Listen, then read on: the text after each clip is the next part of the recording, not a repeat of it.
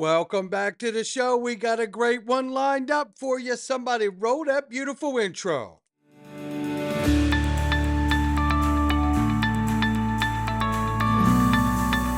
Digital Perspectives with Brad Kimes. Come on in.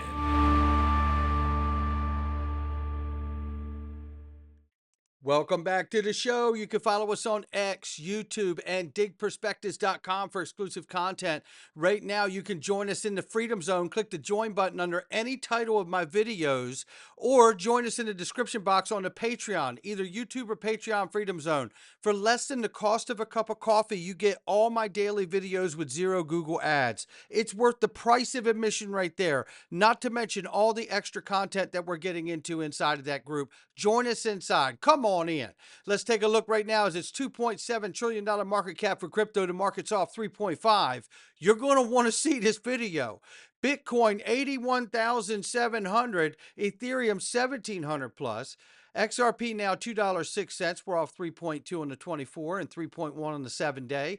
The whole market's off right now, so it's not just one particular project. Everything is down. And I believe, my personal opinion, that this is a reaction to Liberation Day and the reciprocal tariffs that have been put in place now since April 2nd.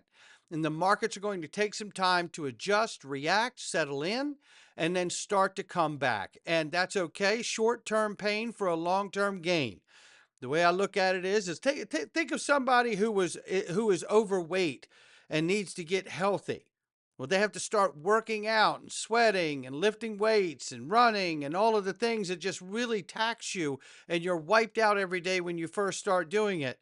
But if you continue to do it over time, the weight starts to come off, you start to get more energy, you're getting a lot healthier, and the next thing you know, everybody's going, man, you really look great, right?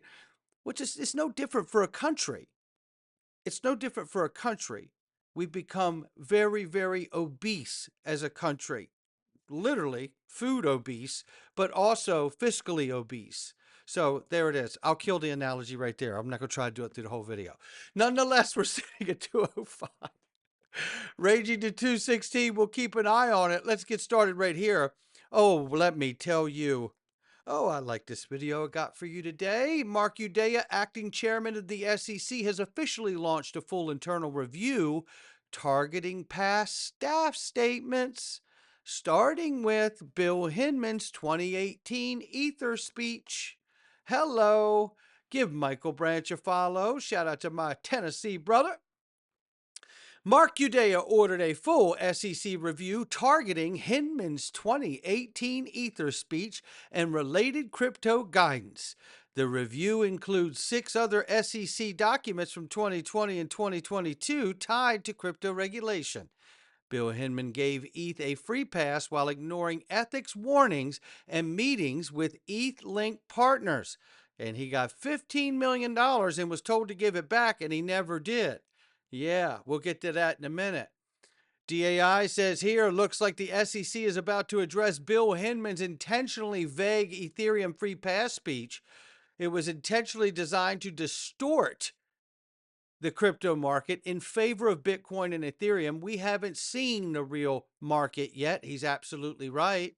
And he shows in this little clip here where the framework represents the views of a strategic hub for innovation in financial technology. So you can see where they've distanced themselves in the case from Bill Hinman and the speech. It is not the advisement or officially words of the SEC. That was made clear during the Ripple case. And here now they're clearly stating this is not a rule, a regulation, or a statement of the commission. And the commission has neither approved nor disapproved its content, right? So all along they're saying we took this stance, which was complete bull hockey, because the entire market absolutely moved forward trying to understand Bill Hinman's false statements that was actually some kind of a test. So it's ridiculous. And no official test, I should say. So release the Hinman report. Office of Inspector General at the SEC. Ashley Prosper says, and shout out to Ashley, it's spot on. Where is the report? And I want to add to this. Mark Udea opening an investigation into Hinman's report And reviewing the internal targeting of past staff statements tells me this.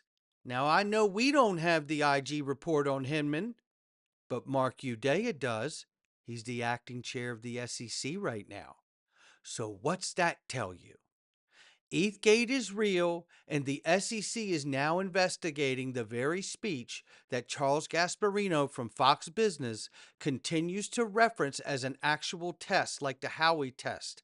It is not. And now it is finally being investigated. Let's see if the SEC can restore the integrity back in the agency. Hinman should be disbarred.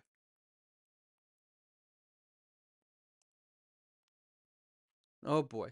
Now I've got to set the stage here. We're changing gears, but I got to set the stage here. Just listen to the clip, please. He, and it's really his son, but because I don't think Donald really understands this stuff, is buying a bunch of crypto, Bitcoin and Hedera and XRP.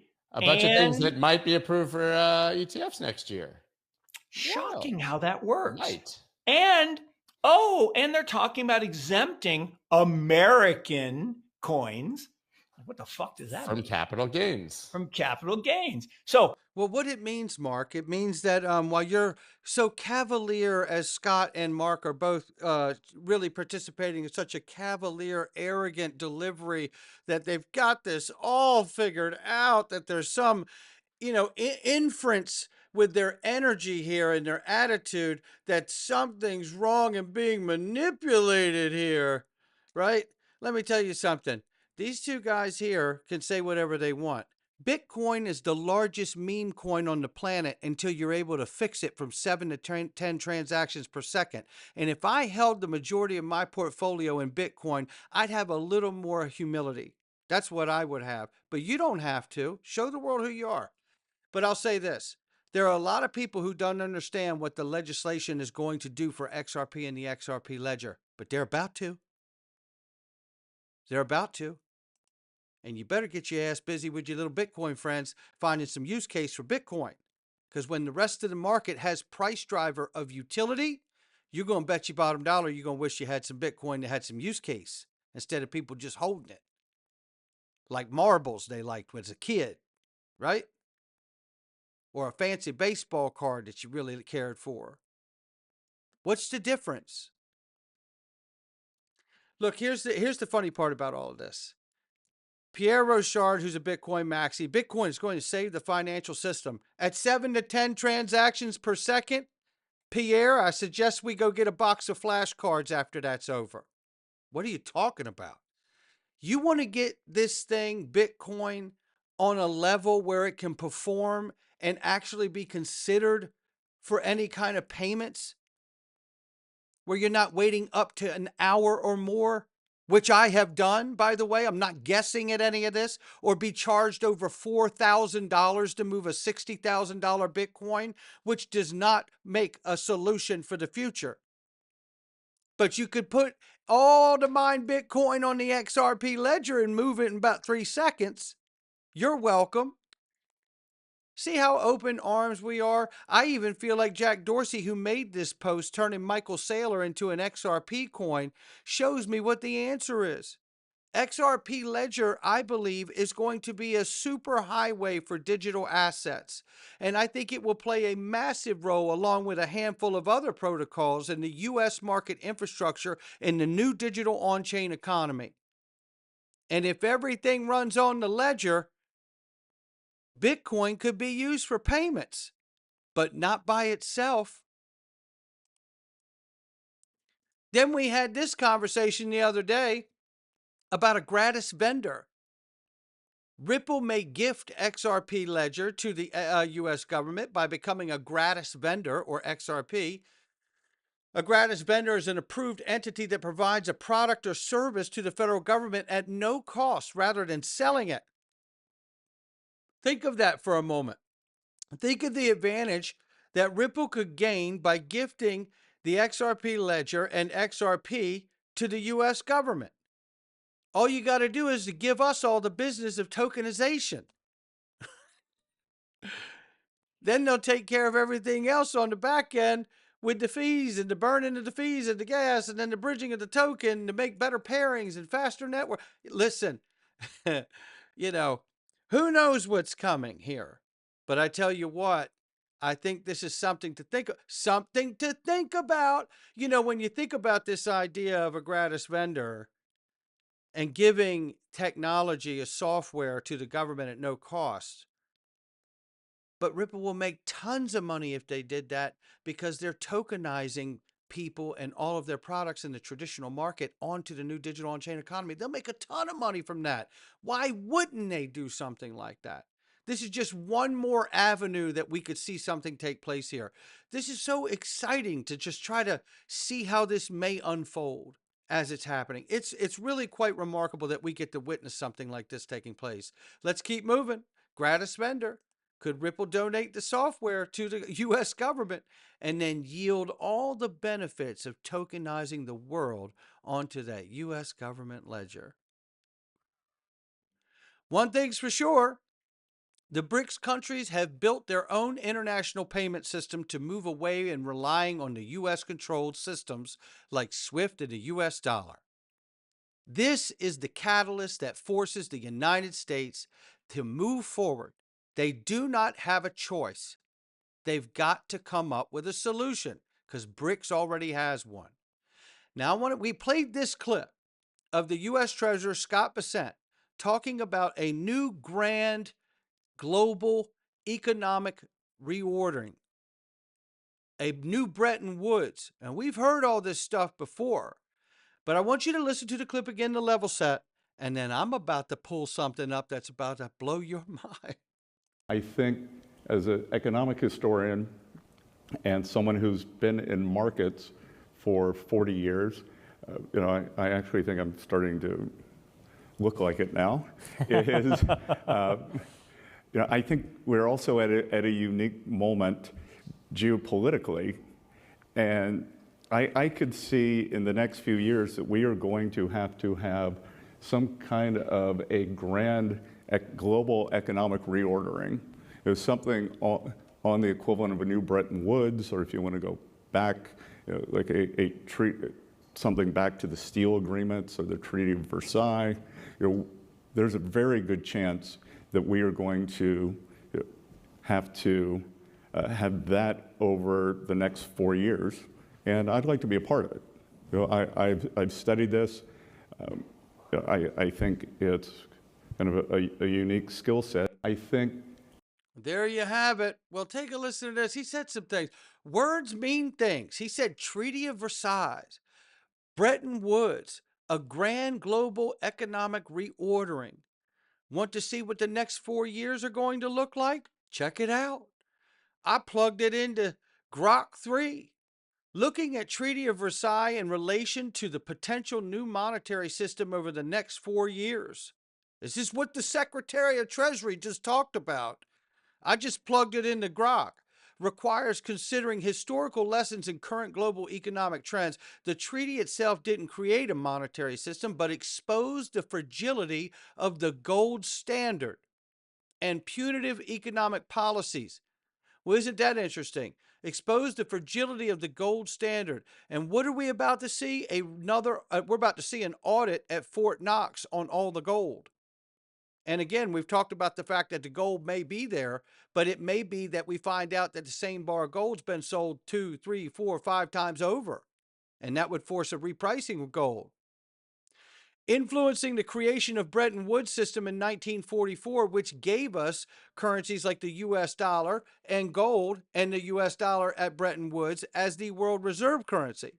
Discussions about a new monetary system often revolve around moving away from dollar dominance, addressing digital currencies, or managing global debt, none of which directly mirror Versailles, but carry echoes of its economic consequences. Now, if I come down here just to highlight a few things here, a new monetary system was imposed punitively during the Treaty of Versailles, right? And then here you see a modern system in today's world. Versailles shifted steel and coal dominance to France, but a modern system might involve control over digital resources, data, crypto infrastructure. Gratis vendor?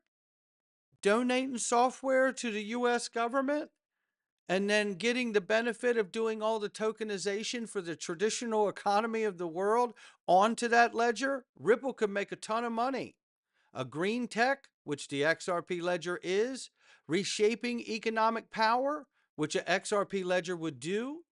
Monetary instability, the treaty's fallout showed the gold standard's limits. Today, a shift from fiat currencies to a digital or commodity-backed system could emerge if trust in existing structures erodes. This is a part of the conversation that Honorable Cristian Carlo and myself had on stage last year at XRP Las Vegas. What are we going to talk about this year? A possible new monetary system between 25 and 29. It says no official plan for a new global monetary system exists, but speculations include the U.S. Treasurer telling us it's going to happen in the next 4 years. We just heard the clip. Digital currencies, central bank digital currencies could replace a supplement fiat money. With countries like China advancing their digital yuan, Versailles resource battles might parallel race for digital supremacy. Remember, Cristian Carlos said, he who controls the gold makes the rules, but he who controls the payment rails runs the world. De-dollarization. Nations like Russia, China push for alternatives to the US dollar. A new system might resemble Bretton Woods, cooperative framework, but with less US dominance. Oh, really? BRICS has got their own payment system. Less US dominance, huh? Right? Isn't that what we're talking about? Unlike Versailles, unilateral impositions, where everyone can have their own ledger and system that ties into one another. Global debt crisis, rising debt levels could force a reset. Really?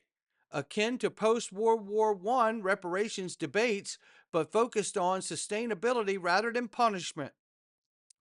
When you think about the lessening the U.S. dominance by introducing a new framework, a new cooperative framework, boy, that really does remind me a lot of BRICS. It really does remind me a lot of BRICS right here, the BRICS payment system, right? But how would you deal with everyone having less of an exposure to the US dollar? Oh, I don't know. Issue stable coins and let private companies and private banks issue stable coins. So that way you could have a new use case for dollars and a reason for everyone who's issuing one to hold a massive position 1-to-1 in US Treasury bonds to offset the global lessening of dollar use around the world. The kangaroo will jump. 3 Fibonacci's from Eggrag Crypto. 1.236, we see $7.50. 1.414, we see $13.70. And Fibonacci 1.618, we see $27.30. Come on in. He says, as long as we stay above $2, we're on the safest foundation. Many moons ago, I mentioned that $2 mark with the FOMO stage and the ignition phase. And we're here for it today, ladies and gentlemen. Shout out to him and shout out to all of you. Not financial advice from me or anyone else. It's just my digital perspectives. I'll catch all of you on the next one.